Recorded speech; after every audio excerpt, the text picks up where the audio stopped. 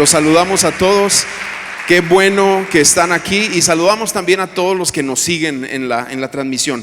Y bueno, entramos, tenemos poco tiempo y tenemos que abordar este capítulo 3. Vamos a orar. Espíritu Santo, te pedimos que en esta hora nos des tu palabra, nos reveles al estudiar, al hablar leer estas escrituras, que tú traigas a nuestro corazón la convicción sobre todo de tu palabra. No nada más para conocer más de tu palabra y saber más de tus doctrinas, sino para que nuestro corazón sea transformado y al ser revelada tu palabra y en lo que creemos, transforme nuestra vida. De verdad haya un cambio en nuestra vida, en nuestro corazón.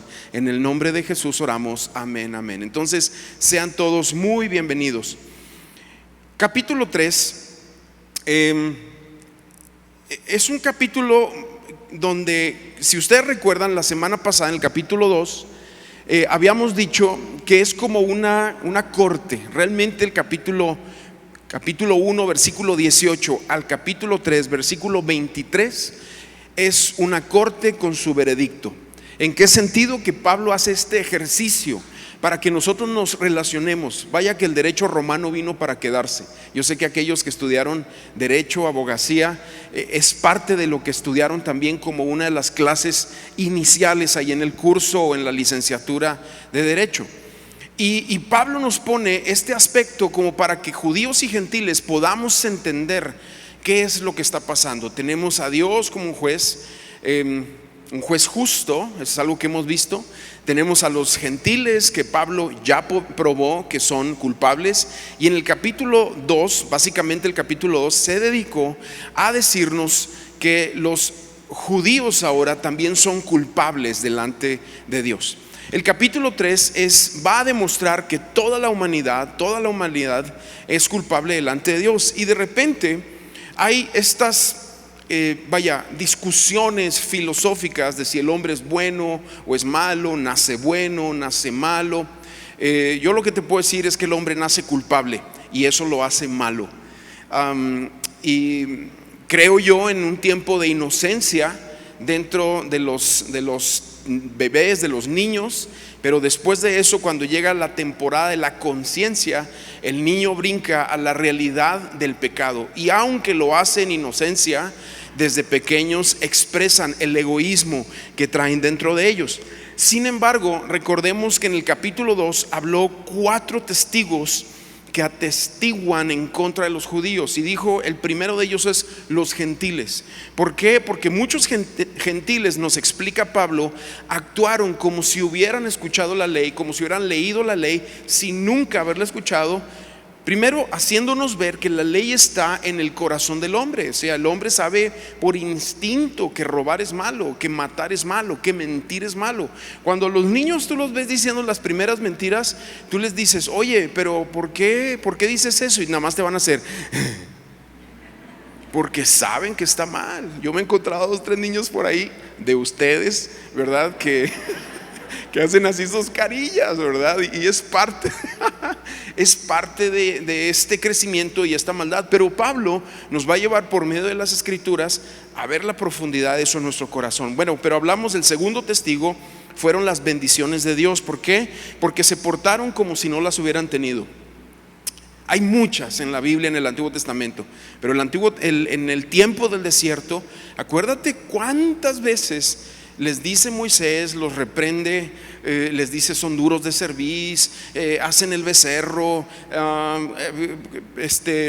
murmuran contra Moisés. Su propia hermana Miriam o María y su hermano Aarón hablan en contra de él, y la Miriam sale leprosa y tienen que interceder Moisés por ellos.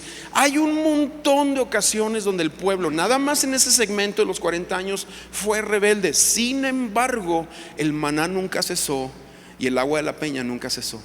Increíble, Dios siempre les dio el maná, hablando de sus bendiciones.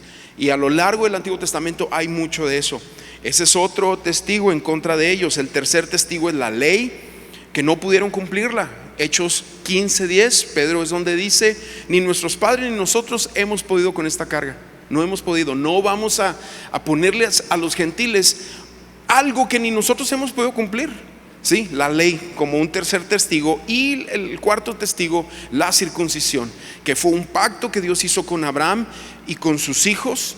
Abraham es el primero que Dios toma para formar la nación de Israel, y era un pacto donde ellos se tenían que diferenciar de los demás pueblos, y esa fue la marca física que Dios le mandó a Abraham. Pero más adelante ellos lo siguieron haciendo por costumbre. Sin embargo, dice ahí la palabra en Jeremías, lo dice en Isaías, lo dice Pablo, lo leímos la semana pasada en el capítulo 2:29, dice, o sea, el corazón está incircunciso. Jesús, cuando habla en sus tiempos predicando, dice: ustedes son de corazón incircunciso, oído incircunciso. Circunciden dentro de ustedes su corazón, porque eso es lo que marca. Y dice Pablo, y lo leímos la semana pasada, un verdadero judío es aquel que, tiene su corazón delante de Dios. Más adelante vamos a hablar de la doctrina de la sustitución o del reemplazo, ¿sí? Vamos a explicar eso, y un poquito del judaísmo, que son los extremos a los que de repente tienden ciertos grupos que enseñan la palabra de Dios. Nosotros no creemos en eso, ¿verdad? Yo no creo en eso, y te lo voy a compartir el por qué. Sin embargo, termino esta introducción, este paréntesis, pero este es el capítulo 3, donde quizás Pablo usa más escrituras del Antiguo Testamento para probar como un abogado, para probar la culpabilidad del ser humano delante de Dios. Y empezamos leyendo versículo 1. Voy a leer segmentos, y de ahí vamos a ir, como siempre, desmenuzando un poquito los versículos, pero que el Espíritu Santo nos hable a través de esto. Dice: entonces, ¿cuál es la ventaja de ser judío? ¿Tiene algún valor la ceremonia de la circuncisión? Y Pablo dice: claro que sí. Tiene muchos beneficios. En primer lugar, a los judíos se les confió toda la revelación de Dios. Versículo 3, es cierto, algunos de ellos fallaron, algunos de ellos fueron infieles, pero ¿acaso eso significa que porque ellos fueron infieles, Dios también será infiel? En Hebreos dice que cuando nosotros somos infieles, Dios permanece fiel. Pero sígueme bien en lo que va a decir Pablo aquí. Dice: ¿Dios también será infiel? Dice, leo el versículo 3 de nuevo, dice: es cierto, algunos de ellos fueron infieles, pero ¿acaso eso significa que porque ellos fueron infieles, Dios también será infiel? Por supuesto que no. Aun cuando todos los demás sean mentirosos, Dios es veraz. O sea, cuando todos sean infieles, Dios sigue siendo fiel. Él es veraz, Él es fiel. Eso significa ser fiel, ser verdadero. Dice, como dicen las escrituras acerca de Él, quedará demostrado que tienes razón en lo que dices, y ganarás tu caso ante los tribunales. Este es un salmo que está por ahí, que Pablo usa como una referencia. Dice: sin embargo, algunos podrían decir, y aquí está la distorsión que muchos hacen de la gracia, desde los tiempos de Pablo hasta este día. Dice: algunos podrían decir, nuestro pecado cumple un buen propósito porque muestra a los otros lo justo que es Dios. Y yo te digo que esta es una distorsión a la gracia, porque hay gente que piensa, si yo sigo pecando y Dios me sigue perdonando, pues se demuestra que Dios es un Dios muy bueno. Y te mencionaré unas mentiras de repente que se nos vienen a la mente y que por ahí se propagan, pero que es un mal entendimiento del concepto o de la revelación que Dios nos habla acerca de la gracia, de la gracia por medio de Jesús. Y luego hace una pregunta, dice: ¿no es injusto entonces que Dios nos castigue? Este no es más que un punto de vista humano. Versículo 6, de ninguna manera. Si Dios no fuera completamente justo, ¿cómo tendría autoridad para juzgar al mundo?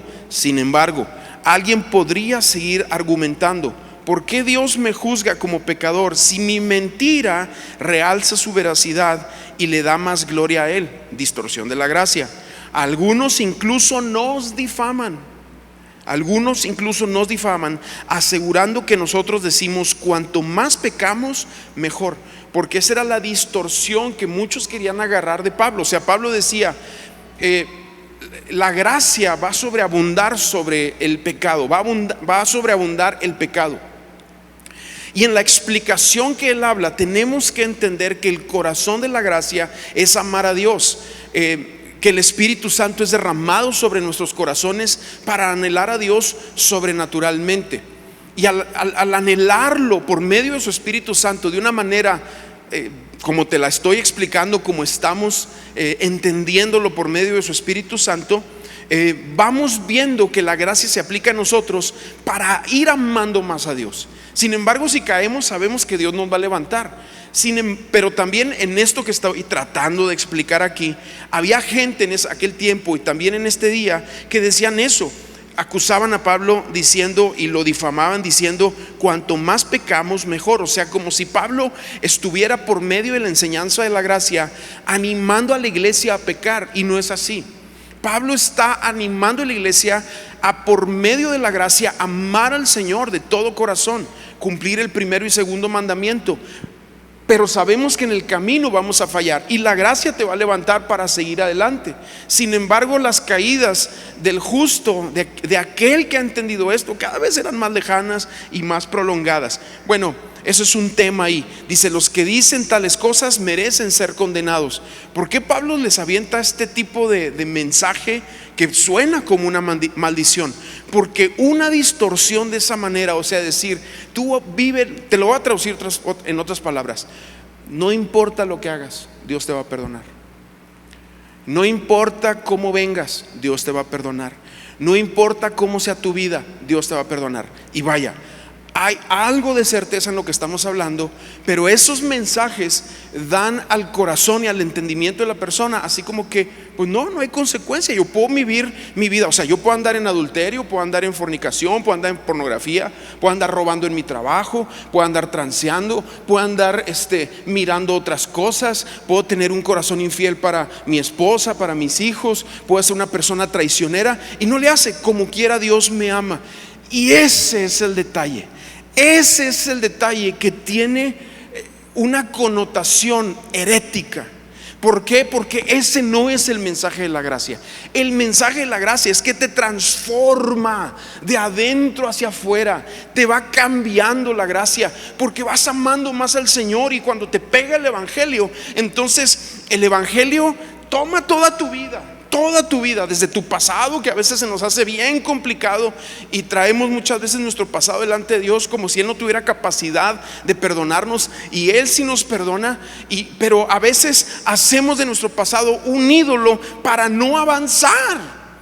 Hacemos de nuestra falta de perdón un ídolo para no avanzar. Hacemos de nuestras transgresiones y pecados un ídolo para no avanzar y no hacer de la gracia algo mayor en nuestras vidas y corazones. Pero también podemos caer, o se puede caer en el extremo de dar esta clase de mensaje de tú vive tu vida, no pasa nada, y eres salvo como quiera. Pero tenemos que entender que la salvación, la fe, las obras, el testimonio van de la mano, sí, van de la mano para Dios, y es la demostración de que hemos sido realmente transformados. Entonces, lo que está pasando aquí, te lo explico, es como era costumbre en los tiempos de Pablo, los judaizantes exageraban la enseñanza de la gracia diciendo, tú puedes pecar, al cabo eso va a resaltar la justicia de Dios. Esa era la exageración que ellos le imponían a las enseñanzas de Pablo, lo cual es un malentendido. Y Pablo está aclarando que la gracia no funciona así. Pablo, en esto que acabamos de leer, básicamente está haciendo tres preguntas. Primero, ¿hay ventaja en ser judío? Y él está diciendo sí, porque tienen la palabra de Dios. O sea, los judíos tenían la revelación de la salvación y del evangelio en una forma básica. Ahora, cuando tú, como lo dijimos la semana pasada, vas leyendo las escrituras, vas viendo que Dios ama a su pueblo, y los galardones serán primeramente para los judíos y segundo para los gentiles, porque Dios les dio esa preeminencia a ellos, a Israel, a Jerusalén, les dio esa preeminencia. Eso lo vamos a hablar a lo largo de Romanos, a lo largo de este estudio. Pero esa es una de las realidades de lo que está hablando a Pablo aquí. Está aclarando, sí, hay una ventaja en eso. Cuando Pablo está diciendo, ¿hay ventajas en ser judío? Sí, cuando se tiene la palabra de Dios. El judío que tiene la palabra de Dios es una primicia delante de Dios. Hay mucho que decir, no me quiero adelantar. Otra pregunta que está haciendo aquí es, ¿la incredulidad de los judíos cancela la fidelidad de Dios? No. la establece, es lo que está diciendo Pablo, la establece. Y el tercer, declaración que está haciendo Pablo es: si el pecado exalta su justicia, ¿cómo nos va a juzgar? Si nosotros pecamos, y es entender esto, si el pecado exalta su justicia, ¿cómo nos va a juzgar el Señor? Bueno, tenemos que entender algo: si nosotros vivimos una vida de pecado, nada bueno va a salir de ahí, nada bueno. Alguien dijo en una ocasión: en la sala de parto del pecado nunca nacerá una hermosa criatura, porque el pecado a veces parece hermoso, a veces parece justificable, a veces parece un beneficio, pero nunca va a haber una buena consecuencia aquí o después de pasar el umbral. Eso es lo que Pablo nos quiere hacer entender. Y el versículo 6 que leímos ahorita, tú lo puedes ver ahí en la palabra, dice: si Dios no fuera completamente justo. Cuando hablamos este término completamente justo, habla del primer atributo el primer atributo que está mostrando Pablo aquí, y de la primer doctrina de la cruz que está Pablo aquí resaltando. Ya lo mencionó en el capítulo 1, versículos 16 y 17. Pero esta primer doctrina de la cruz es la justificación. Pero se basa en que Dios, en el atributo de Dios, que es un Dios, y Pablo lo dice, completamente justo o integralmente justo. Y es entender en esto que establece no nada más un sistema de valores que sostiene el hecho de que Dios juzga con justicia, porque Él es completamente justo, pero sobre todo establece que porque Dios es integralmente justo, Él tiene la autoridad para juzgar.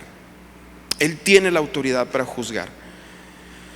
Versículo 9, ahorita regresaré a hacer un comentario al respecto, pero vamos al versículo 9 para ir avanzando. Dice: ahora bien, ¿llegamos a la conclusión de que los judíos son mejores que los demás? Para nada.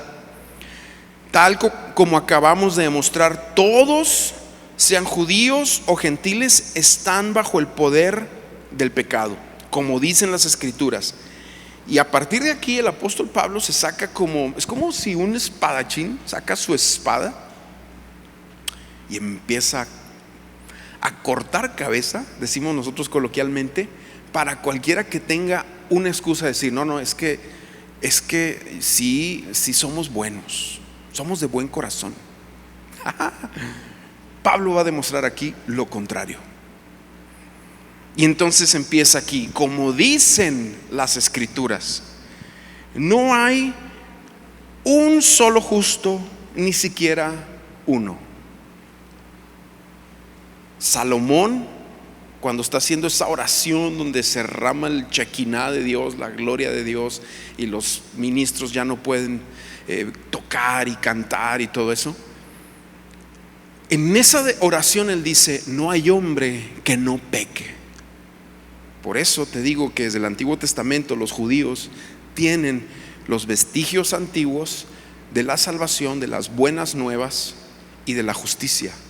Dice Salomón: no hay hombre que no peque, no hay ser humano que no peque. Y eso es lo que Pablo nos empieza a decir aquí. Versículo 11: nadie es realmente sabio, nadie busca a Dios.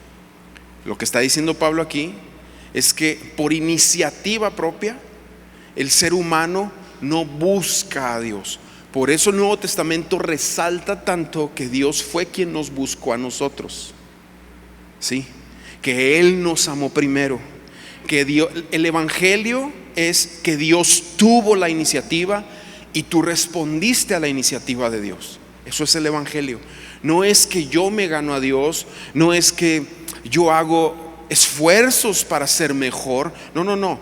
Es que no tenemos eso dentro de nosotros. No hay eso dentro de nosotros.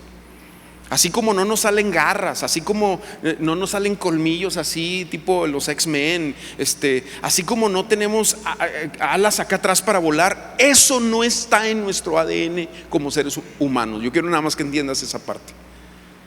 No está en nosotros.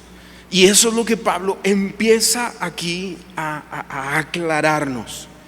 Dice, todos se desviaron, versículo 12, todos se volvieron inútiles, no hay ni uno que haga lo bueno, ni uno solo, ni uno solo. Ahora parecieran como que estas son puras malas noticias, pero en realidad son las buenas noticias, porque van a exaltar la necesidad que tenemos de Jesucristo.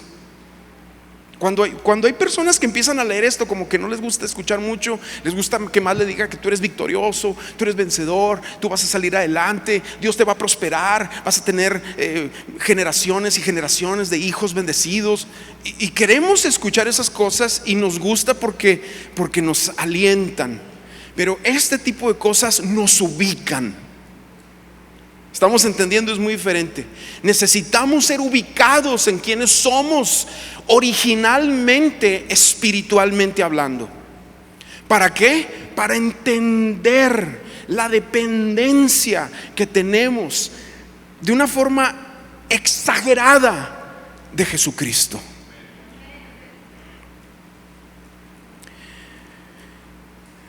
Y Pablo, si tú te fijas, en términos de comunicación, dicen que no debes ser muy absolutista, ¿sí? O sea, que cuando tú hablas con tu equipo de trabajo, nunca uses palabras como todos, ninguno, siempre. Pero en términos de Biblia y salvación, sí.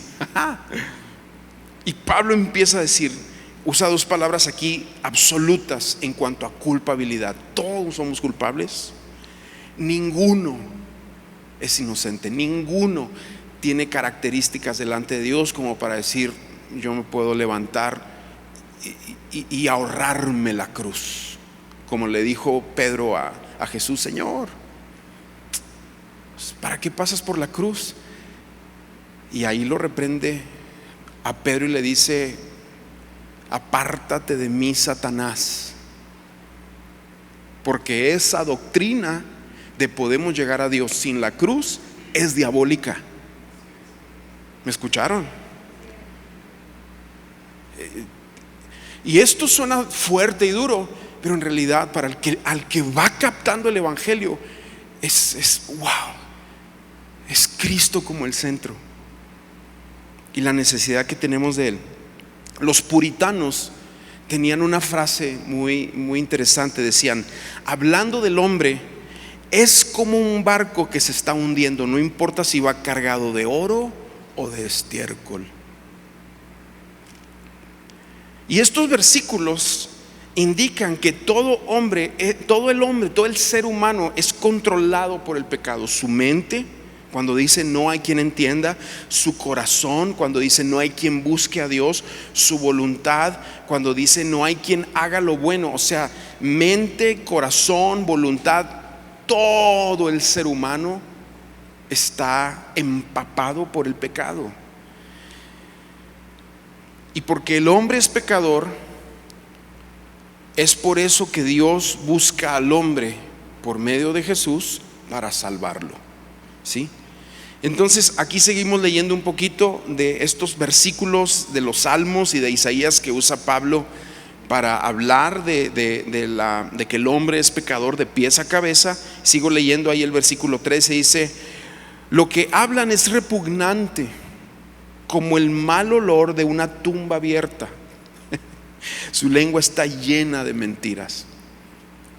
Pablo simplemente está sacando escrituras, y no es que sea un acusador, está sacando escrituras del Antiguo Testamento para recordarnos. Veneno de serpiente gotean de sus labios. Ese es el Salmo 140. También está en el Salmo 5 versículo 9. Son escrituras que están ahí.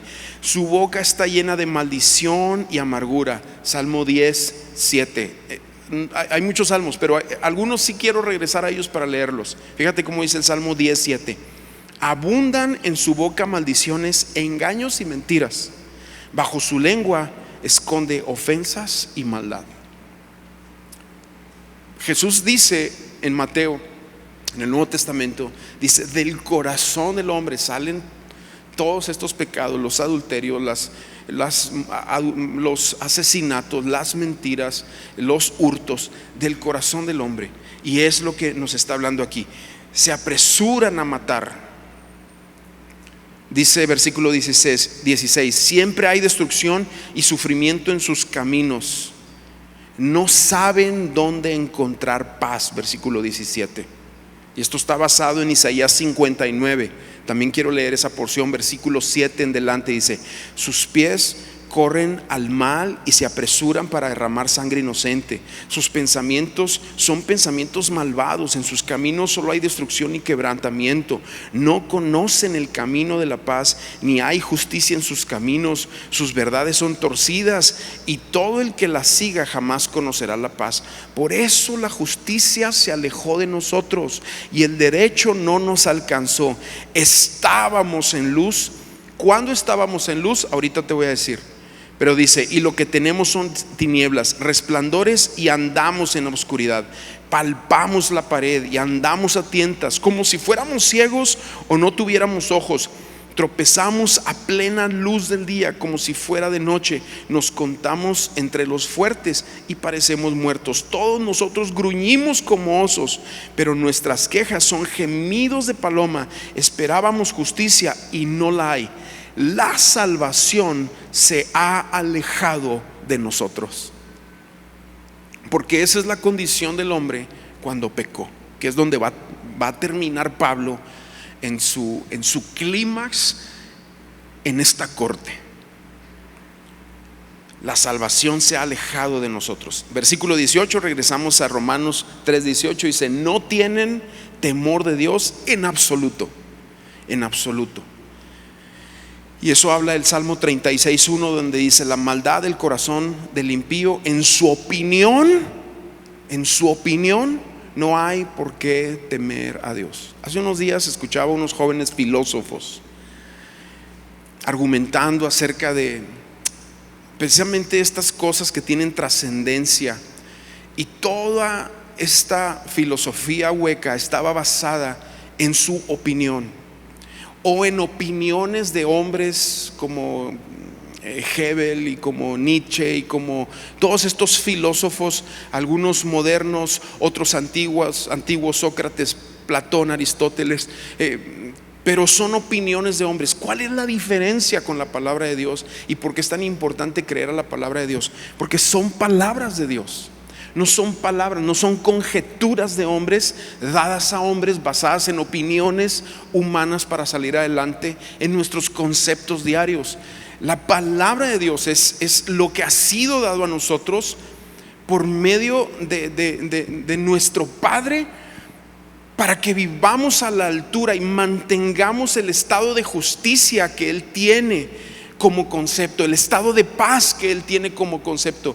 Si eso se convierte algo de hombres, por eso el mundo está como está, porque el hombre quiere redefinir lo que Dios define como la justicia, la paz, como la salvación, como el derecho. Todo esto que es definido por Dios en la palabra, al ser redefinido por el hombre, es el resultado de lo que vamos viendo aquí a través de todas estas escrituras que el apóstol Pablo está usando. Entonces, ¿qué hizo Pablo aquí?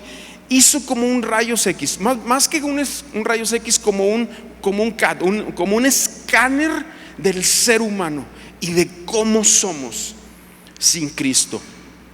Y habla de la mente y del orgullo del hombre. Y lo que Pablo está diciendo entre líneas aquí son dos mentiras que se propagan actualmente en medio de nosotros. Yo te decía ahorita, la primera de ellas: el hombre es bueno. Esa es una mentira, amados. El hombre no es bueno. Lo acabamos de leer y lo acabamos de mejorar con todas las escrituras que nos da Pablo del Antiguo Testamento. La segunda mentira es: Dios es bueno. Ahí te va la mentira, esa es verdad. Pero se hace mentira cuando pensamos: Dios es bueno, por lo tanto no aplicará juicio. Esa es otra mentira. Dios es bueno, por lo tanto no aplicará juicio. Y te lo dicen en preguntas: pero es que ¿cómo puede ser que si Dios es bueno, y te lo dicen así, vaya a mandar a gente al infierno? Otra vez, eso expresa el hombre como centro y no la palabra de Dios como el centro. Yo me acuerdo hace años, antes de que empiecen a tocar, no me voy a desafinar ahí, había una canción que decía renuévame. ¿Se acuerdan de esa canción de Marcos Witt del año del caldo? Decía renuévame Señor Jesús, ya no quiero ser igual, porque todo lo que hay dentro de mí necesita ser cambiado, Señor.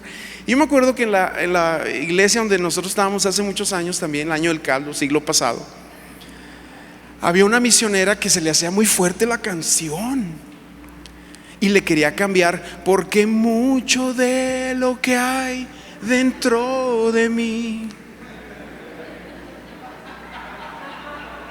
Y me metí en una bronca con la misionera. Yo era en ese entonces un jovencito de 23 años, estábamos recién casados, pero yo le decía, es que no, todo lo que hay dentro de nosotros tiene que ser cambiado. No, es que hay muchas cosas buenas, mucho de lo que hay.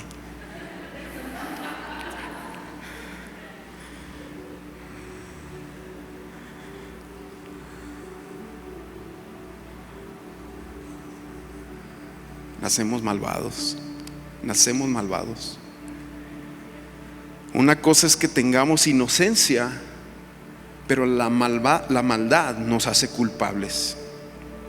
¿Y por qué te digo que creo en esto? Porque yo no creo que niños recién nacidos se van al infierno. Porque Job dice, mejor me hubiera sido ser un abortivo. Estaría contigo, Señor. Porque Jesús dice también en el Nuevo Testamento, de los niños es el reino de los cielos. Pero rápido se nos va esa inocencia y viene este ego y quedamos culpables. Somos herederos de una culpabilidad, como en México somos herederos de un país a medias, ¿no? O sea, a mí no me preguntaron cuando regalaron allá la parte del norte. Viviríamos en Austin, California. No me preguntaron. Así nacimos, en un México partido, como nacimos pecadores. Versículo 19.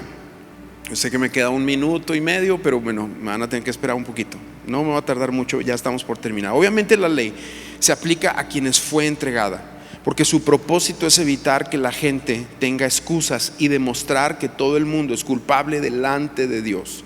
Ese es el objetivo de la ley, demostrar que todos somos culpables.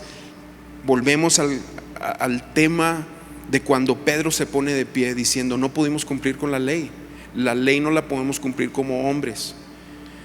Bueno, versículo 20 dice, pues nadie llegará jamás a ser justo ante Dios por hacer lo que la ley manda, o por los esfuerzos humanos, o por las obras de la ley. La ley sencillamente nos demuestra lo pecadores que somos. Eso es lo que hace la ley.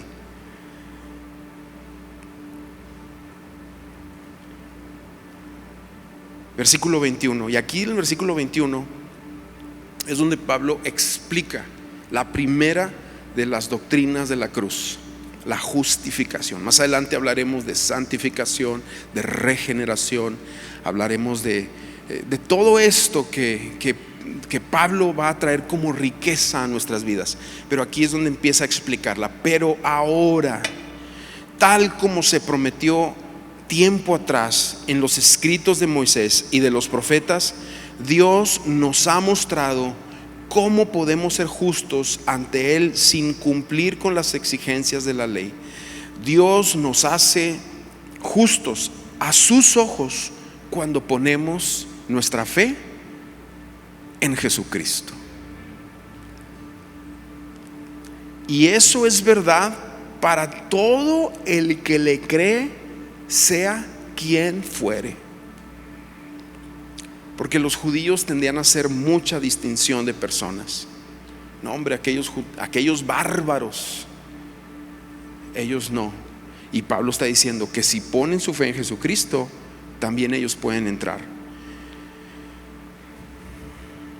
Y tenemos que entender algo aquí. Otra de las cosas que Pablo está aclarando. Él está hablando de la fe en Jesucristo. No se trata de tener mucha fe. Hay gente que tiene mucha fe en Buda, mucha fe en el Islam, mucha fe en un chamán que es muy bueno. mucha fe en que cuando me avientan el tarot le atina. Tiene mucha fe en los amarres de aquella viejilla bruja que anda por allá.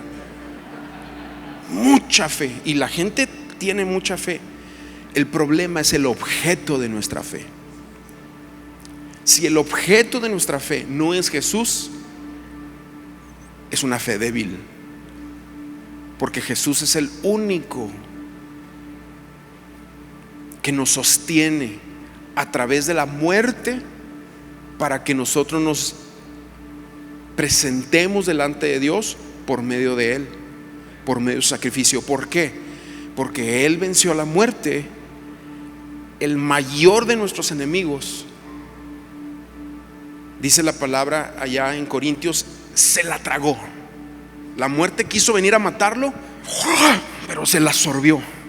Y cuando exhaló, salió vida. Wow. Eso es lo que hizo Jesús. Por eso, el objeto de nuestra fe, o sea, Jesús, es la solidez de nuestra fe. Esa es fe para salvación, o se le llama en términos teológicos fe salvífica. Pregunta para los intensivos de examen. Versículo 22, me partí el 22, pero sigo leyendo. Dice: y eso es verdad para todo el que cree, sea quien fuera. Versículo 23, este es el golpe, bofetada, knockout del argumento del ser humano.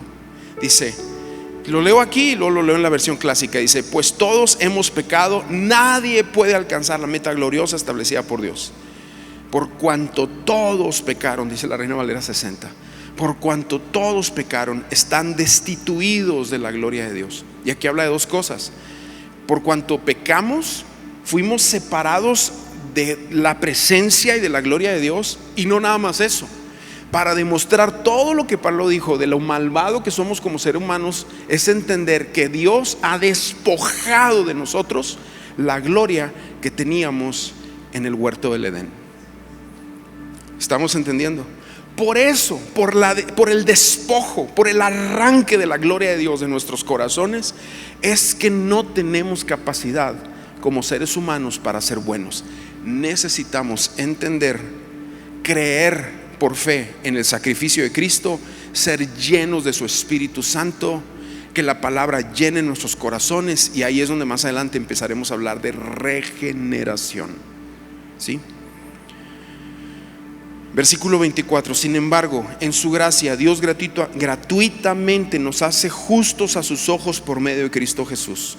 Eso es la doctrina de la justificación explicada, quien nos liberó del castigo de nuestros pecados.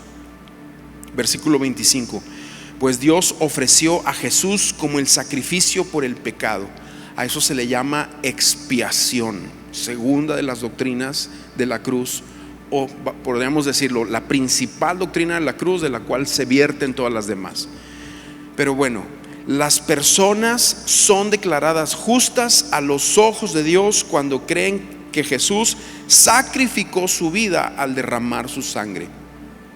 Ese sacrificio muestra que Dios actuó con justicia cuando se contuvo y no castigó a los que pecaron en el pasado.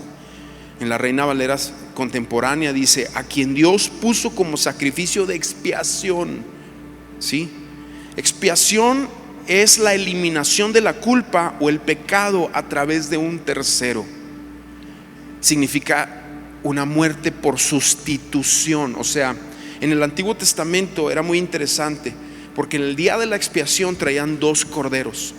Uno se desangraba y la sangre era puesta sobre el propiciatorio, que era la tapa del arca del pacto, para que cuando Dios viniera con su ira, viera la sangre como el símbolo de Cristo en el futuro y dijera: ya mi hijo hizo la obra.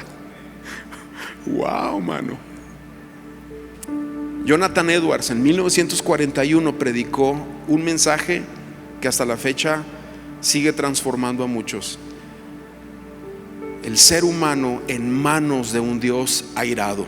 Porque es que es lo que te digo, hay gente que dice, no, Dios es bueno, y Diosito, y Dios, kumbaya, kumbaya.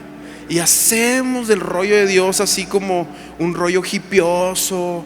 Dios sí, pero tú tienes que entender que como Dios es completamente justo, Él tiene que satisfacer su odio, su ira, no su odio, su ira por el pecado. ¿Y cómo lo hace? A través de Jesús, para que tú y yo seamos librados. A través de Cristo. Dios es justo y es justiciero al mismo tiempo. Justo porque el pecador tiene que pagar, y justiciero porque Él se hace hombre y dice, yo pago por ustedes.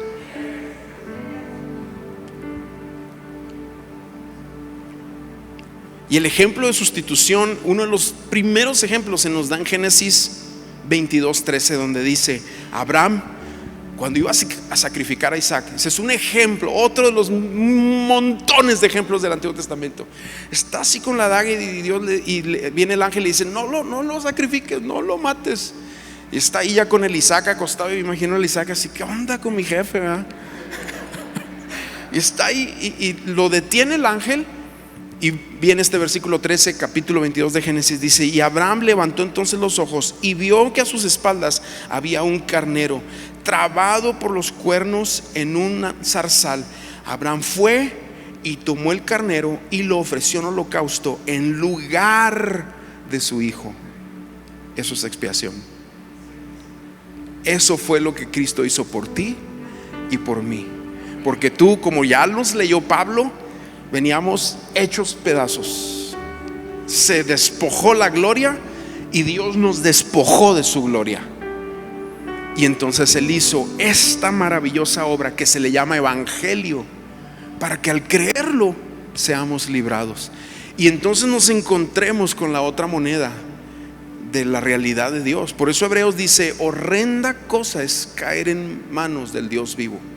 Hay gente que le tiene más miedo al diablo y a lo que el diablo hace que a Dios.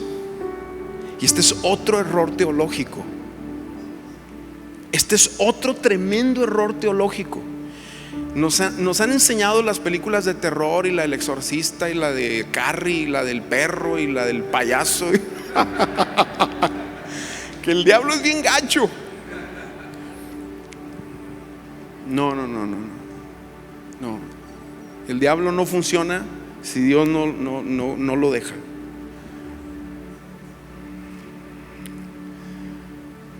Y Hebreos nos dice, ten cuidado con caer en manos de un Dios vivo. Él es fuego consumidor.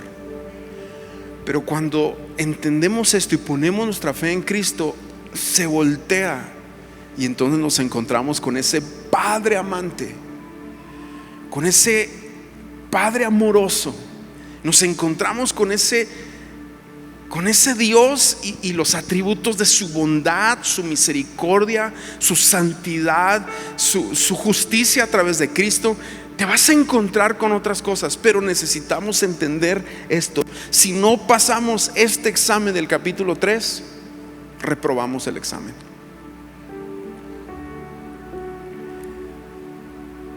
Terminamos leyendo.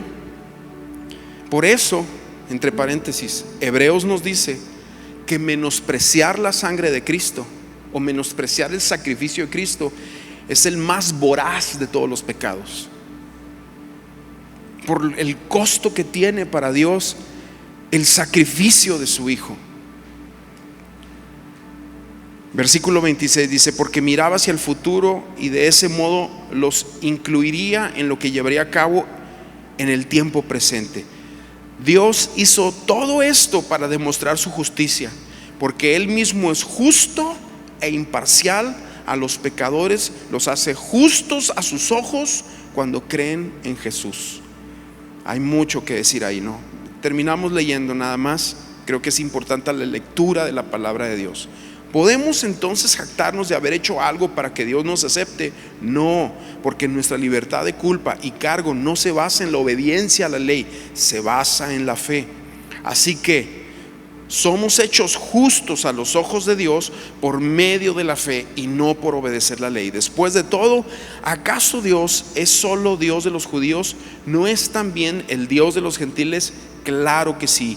Hay un solo Dios y Él hace justas a las personas, tanto a judíos como a gentiles, únicamente por medio de la fe. Entonces, si hacemos énfasis en la fe, ¿esto significa que podemos olvidarnos de la ley? Por supuesto que no. De hecho, solo cuando tenemos fe cumplimos verdaderamente la ley, que es lo que Jesús dijo y lo hemos resaltado en el Sermón del Monte. Si vuestra justicia no es mayor que la de los judíos y fariseos, no heredarán el reino de los cielos.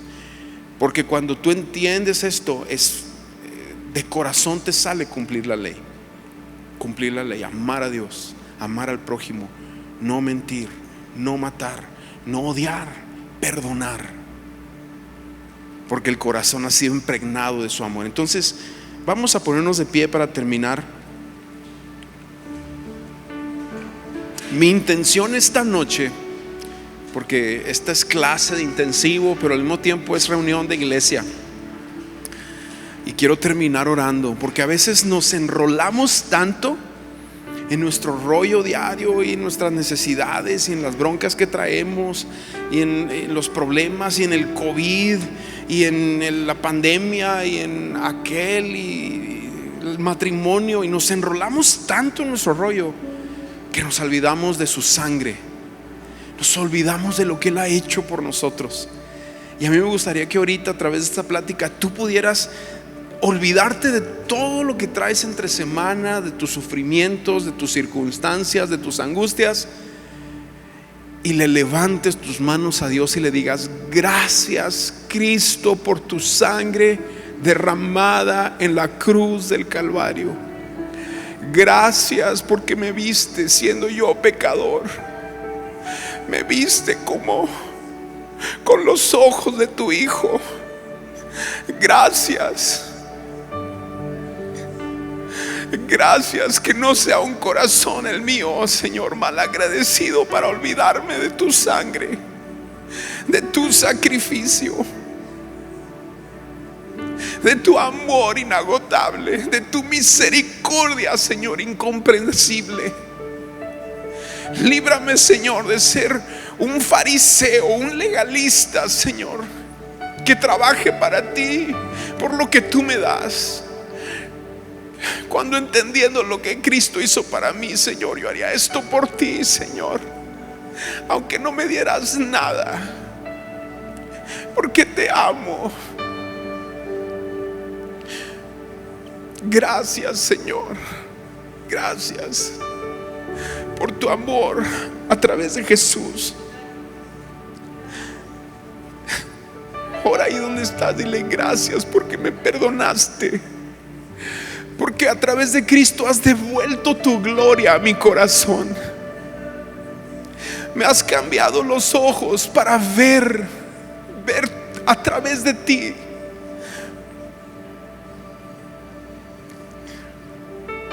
Gracias por la cruz, por la resurrección, por tu obra completa al ascender al Padre e interceder para que mi fe no falte en esta vida, y atravesemos el umbral y tú nos digas: bien, buen siervo fiel, en lo poco has sido fiel, en lo mucho te pondré, entra al gozo de mi Señor.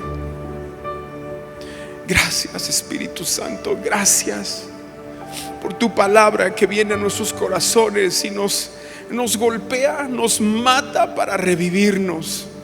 Gracias. Gracias, Jesús. Gracias.